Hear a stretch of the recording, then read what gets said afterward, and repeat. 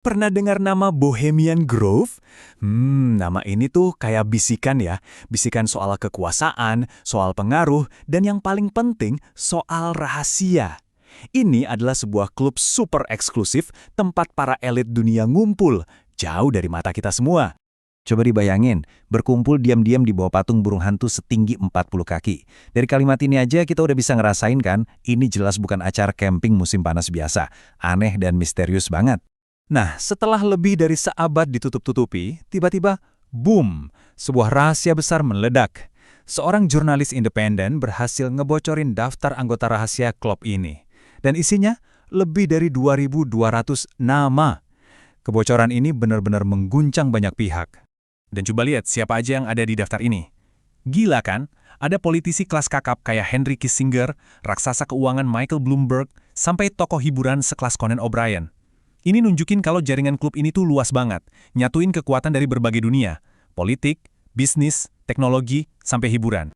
Tentu aja, kebocoran ini langsung bikin heboh. Semua spekulasi yang udah beredar puluhan tahun tentang apa sih yang sebenarnya mereka lakuin di balik pohon-pohon redwood raksasa itu jadi panas lagi. Oke, mari kita coba bedah. Apa sih kata klub itu sendiri soal kegiatan mereka? Apa versi resmi di balik semua kerahasiaan ini? Sejarahnya tuh panjang banget dan, wow, penuh momen-momen penting. Awalnya cuma kumpul-kumpul para seniman, tahu-tahu jadi tempat yang ngebantu lahirnya proyek bom atom. Dan sekarang jadi pusat kontroversi modern. Jelas ini bukan klub kaleng-kaleng ya. Laba-laba yang menenun jaring, jangan datang kemari. Ini kutipan dari Shakespeare yang jadi aturan nomor 1 mereka. Artinya, pembicaraan soal bisnis dilarang keras. Tujuannya adalah untuk ninggalin semua urusan duniawi di luar gerbang. Nah, di sini kita lihat kontras yang tajam banget. Di satu sisi, mereka ngegambarin diri mereka sebagai tempat retret seni yang santai. Tapi di sisi lain, ada upacara yang super aneh, bakar-bakaran patung di depan burung hantu raksasa. Dualitas inilah yang bikin orang jadi curiga dan spekulasinya makin liar. Jadi kalau mereka nggak ngomongin bisnis, terus apa fungsi sebenarnya dari pertemuan ini? Nah, sekarang kita coba lihat dari kacamata para akademisi. Para peneliti sosiologi ngelihat perkumpulan kayak gini tuh bukan cuma sekedar pesta loh, tapi ini adalah sebuah mekanisme penting yang menopang dan menjaga struktur kekuasaan global tetap berjalan. Biar kita lebih paham, kita perlu kenal sama konsep ini. Ini bukan cuma tentang individu-individu kaya, tapi tentang sebuah kelas sosial yang terorganisir. Kepentingan mereka tuh melampaui batas negara dan mereka punya cara pandang yang sama dalam membentuk kebijakan global. Jadi, poin utamanya gini. Pekerjaan yang sebenarnya terjadi di sana itu bukan tanda tangan kontrak atau bikin kesepakatan bisnis, tapi membangun trust, membangun kepercayaan, dan nyamain frekuensi, biar nanti ke depannya semua agenda mereka bisa selaras dan berjalan mulus. Dan data ini nunjukin betapa kecilnya dunia mereka. Cuma ada segelintir pabrik kepemimpinan yang mencetak begitu banyak eksekutif top dunia.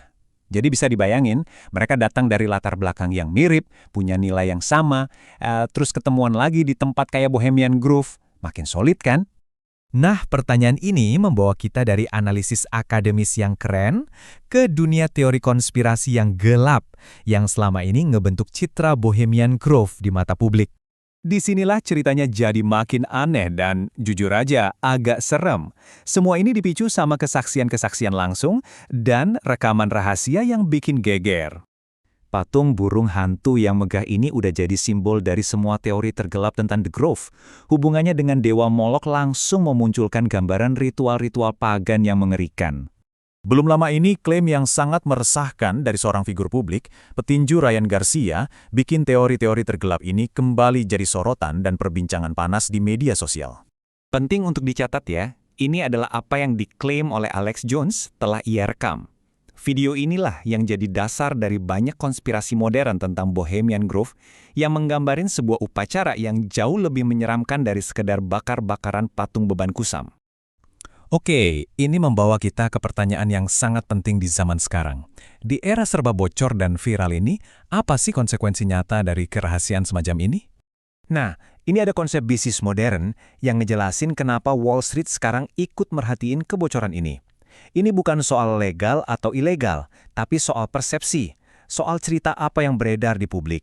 Ini adalah kode saham untuk Carlyle Group, sebuah perusahaan publik raksasa yang salah satu pendirinya ada di daftar yang bocor. Ini ngebuat konsep risiko narasi tadi jadi sangat nyata dan punya dampak finansial. Para investor jadi bertanya-tanya, Jadi inilah inti masalahnya. Di zaman sekarang, kerahasiaan itu sendiri udah jadi beban. Upaya buat nyembunyiin sesuatu, bahkan kalau itu nggak ilegal, bisa ngerusak reputasi lebih parah daripada aktivitas itu sendiri.